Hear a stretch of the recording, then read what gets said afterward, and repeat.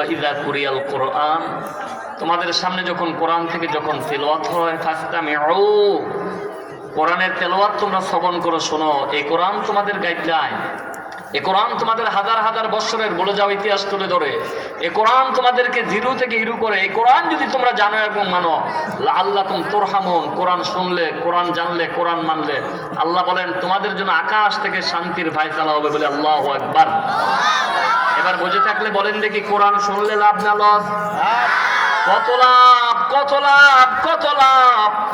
সূরাতুল আরাফের পরে সূরাতুল আনফাল ৮ নম্বর সিরিয়ালের সূরা ৯ নম্বর পারার ২ নম্বর আয়াতের মধ্যে আল্লাহ রাব্বুল আলামিন মেসেজ দিলেন, কোরআন শুনলে কি লাভ হবে, কোরআন শুনলে মুমিনের ঈমান কত বৃদ্ধি হবে। আল্লাহর মেসেজ, বিসমিল্লাহির রহমানির রহিম।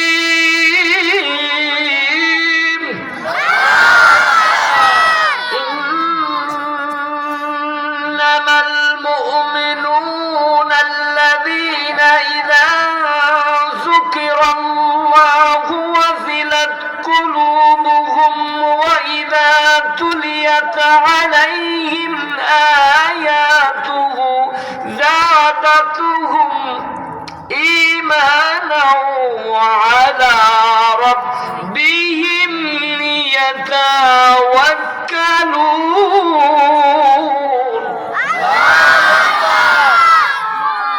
সূরাতুল আনফাল ৮ নম্বর সিরিয়ালের সূরা ৯ নম্বর পারা ২ নম্বর আয়াত। ২ নম্বর আয়াতের মধ্যে ৮০টি হরফ আছে। ৮০কে ১০ দিয়ে গুণ দেওয়ার কারণে তাফসিরে কাবীরের বর্ণন যে এই মুহূর্তে আপনাদের আমলনামা আল্লাহ পাক ৮০০ নেক দিলেন বলে। আল্লাহু আকবার।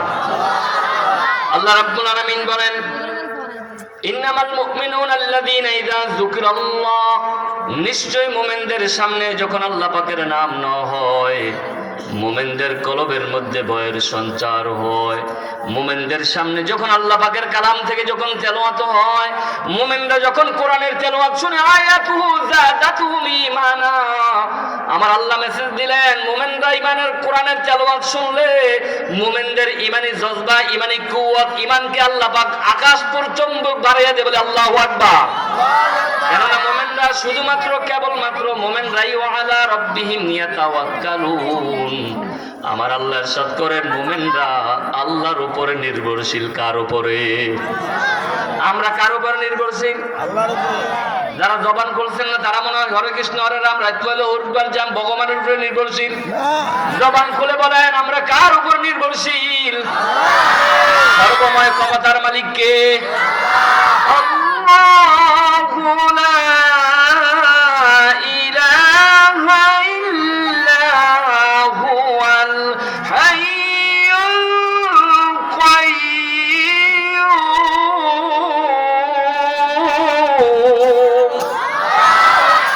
লা তাখুযুহু সিনাতুন ওয়ালা নাওম।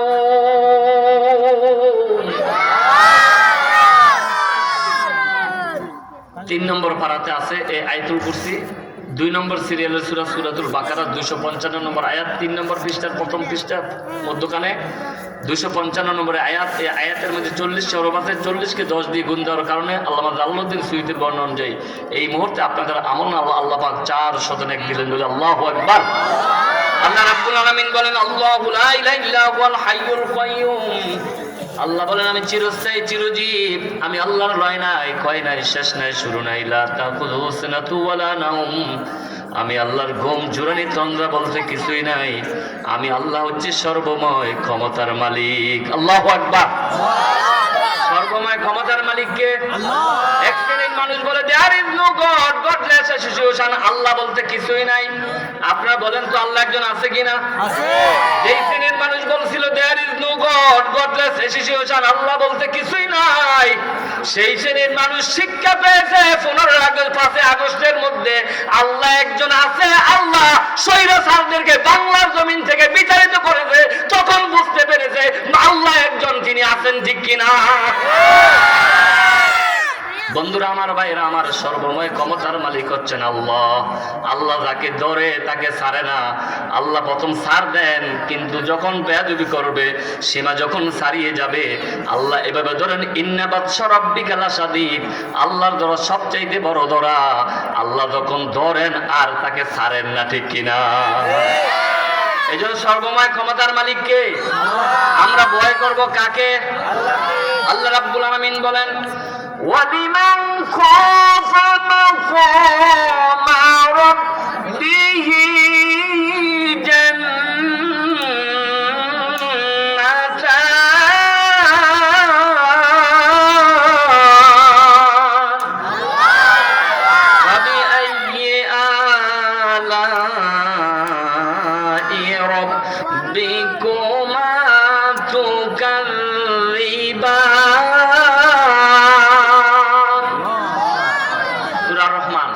নম্বর পারা 46-47 নম্বর আয়াত। দুইটি আয়াতের মধ্যে 36টা হরফ আছে। 36কে 10 দিয়ে গুণ দেওয়ার কারণে ইমাম তিরমিজির বর্ণনা অনুযায়ী এই মুহূর্তে আপনাদের আমলনামা আল্লাহ পাক 360টি নেক দিলেন বলে আল্লাহু আকবার।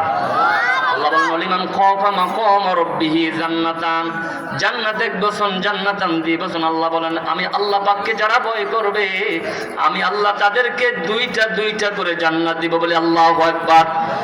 একটা জান্নাত হলো তামাম পৃথিবীর 10 গুণ বড়। সেরকম আল্লাহ রাব্বুল আলামিনকে যারা ভয় করবে, আমার আল্লাহ তাদের জন্য কয়টা করে জান্নাত দিবে? দুইটা। কয়টা করে? ঘুমাইলেছে, কয়টা জান্নাত দিবে? তাদেরকে দিবে যারা আল্লাহ পাককে ভয় করে। যারা আল্লাহ পাককে, তাদের কয়টা জান্নাত দিবে? যারা আল্লাহ পাককে ভয় করে তারা কি মানুষ মারতে পারে? এই দেখেন, যারা আল্লাহ পাককে ভয় করে তারা কি মানুষ মারতে পারে? যারা আল্লাহ পাককে ভয় করে তারা কি ওজনে কম দিতে পারে? যারা আল্লাহ পাককে ভয় করে তারা কি খাদ্যে ভেজাল দিতে পারে? যারা আল্লাহ পাককে ভয় করে একটা মানুষকে তদন্ত ছাড়া ফাঁসির কাষ্ঠ ঝুলাতে পারে না, ঠিক কিনা? যারা আল্লাহ পাককে ভয় করে তদন্ত ছাড়া আলেমদেরকে হায়না করে, ওই হায়নারা হায়না করে রেখে রেখে আলেমদেরকে যারা জুলুম করেছে, আল্লাহ বরদাস্ত করতে পারে নাই। আল্লাহ যখন শক্তভাবে ধরেছে, এই বাংলার জমিন থেকে স্বৈরাচার বাড়তে চালাইতে সাধ্য হইতে, ঠিক কিনা? তাহলে সর্বময় ক্ষমতার মালিক পাইলাম কে? ভয় করব কাকে? আচ্ছা, যারা আল্লাহকে ভয় করে তারা কি এখনো দোকানপাটে থাকতে পারে? যারা আল্লাহ পাককে ভয় করে তারা কি এখনো বাড়ি ঘরে থাকতে পারে? তাহলে তারা ভয় করে না। ভয় করলে তো বেহেশতের বাগানই আসতো। তাহলে প্রধান বক্তা অল্প কিছুক্ষণ পরে চলে আসতেছে।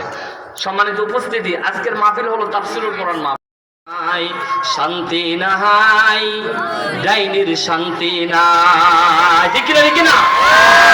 আল্লাহর দ্বারা সবচেয়ে বড় ধরা আল্লাহ ফেরাউনকে দুনিয়া থেকে বিদায় করে দিয়েছে, হামানকে বিদায় করে দিয়েছে, নমরুদকে বিদায় করে দিয়েছে। যারা যুগে যুগে ইসলামের সাথে, যারা যুগে যুগে কোরআনের সাথে, যারা যুগে যুগে নবীদের সাথে, আলেম ওলামাদের সাথে বেয়াদবি করেছে, বাংলার জমিন থেকে তাদেরকে ডাস্টবিনে নিক্ষেপ করে দিয়েছে, ঠিক কিনা? যারাই বলেছিল there is no god, godless situation, আল্লাহ বলতে কিছুই নাই, আল্লাহ তাদেরকে শিক্ষা দিলেন, আমি আল্লাহ একজন আছি। তোমরা আমি আল্লাহকে অস্বীকার করো, তোমরা জেনে নাও আমি আল্লাহ একজন আছি। আমি আল্লাহ যে আছি, আমি আল্লাহ যে সত্যভাবে ধরেছি, তোমাদেরকে বাংলার জমিন ছাড়তে আমি আল্লাহ বাধ্য করেছি বলে আল্লাহু আকবার। এই জন্য আমি বলবো, বাংলাদেশের পূর্ব গগনে নতুন করে একটি ঘূর্ণিঝড় উঠেছে। 18 কোটি মুসলমান, তোমরা সাবধান হও, সতর্ক থাকো। আমাদের দেশের উপর যদি কোন রক্তচক্ষুনি আঙ্গুল যদি তুলে, তাহলে 18 কোটি মুসলমানের 36 কোটি হাত গর্জে উঠবে, ঠিক কিনা? ভারতকে বলে দিতে চাই, ভারত সাবধান হয়ে যাবে। তোমাদের অস্ত্র আছে, বহুবল আছে, বাংলার মুসলমানের ঈমান আছে, কোরআন আছে, বাংলার মুসলমানদের রাসূল আছে। বাংলার মুসলমান যখন খেপে যায়, 18 কোটি মানুষ যখন খেপে যায়, 36 কোটি হাত যখন নারে তাকবীর আল্লাহু আকবারের স্লোগান দিবে, ভারত সহ तमाम পৃথিবীর বুকে আল্লাহ পাক ডাস্টবিনে ফেলে দিবে, ঠিক কিনা?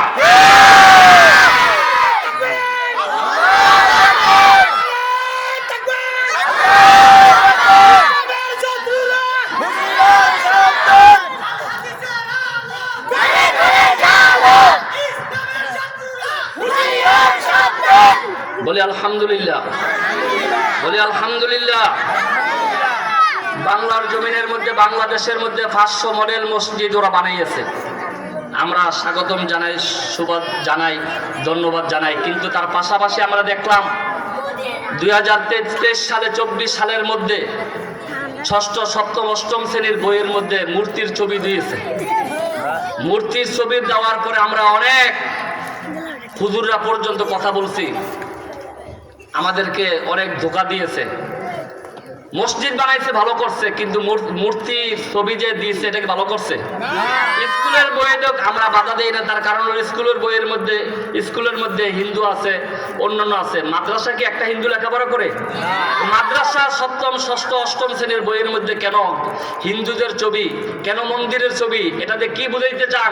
বাংলার মানুষকে 500 মডেল মসজিদ বানাইয়া আর হিন্দুদের ছবি দিয়া, মূর্তির ছবি দিয়া ওই মুসলমানদের সাথে, ইমানদের সাথে, মাদ্রাসার কোমলমতি ছাত্র ছাত্রীদের সাথে যে বেইমানি করেছেন, তার কারণে বাংলার জমিন ছাড়তে বাধ্য হয়েছে, ঠিক কিনা? এতে আল্লাহ বলেন, কুলিল্লাহুম্মা মালিকাল মুলক তুতিল মুলকা মান তাশা ওয়া তানজিউল মুলকা মিম্মান তাশা ওয়া তুইজ্জু মান তাশা ওয়া তুযিল্লু মান তাশা বিয়াদিকাল খায়র ইন্নাকা আলা কুল্লি শাইইন কাদির। সর্বময় ক্ষমতার মালিক কে?